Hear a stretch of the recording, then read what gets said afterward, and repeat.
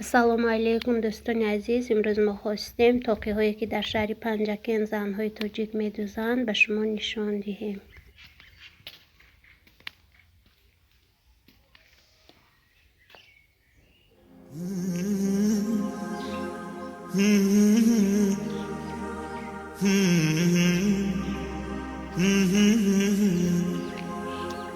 La la la la, la la la la, la la la la.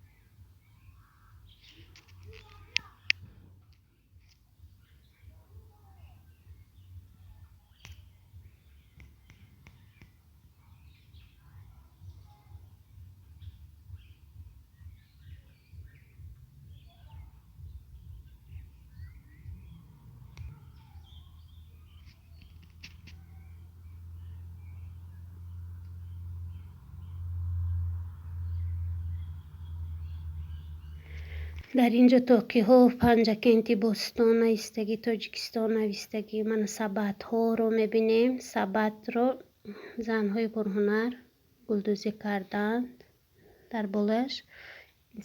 با این سبت جانان هم میبردارند.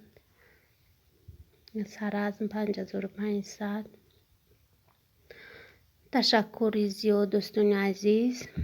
با کانال ما ابونه شدن را فراموش نکنید و لایک را گذارید. تشکر برای تماشاتان دوستان عزیز.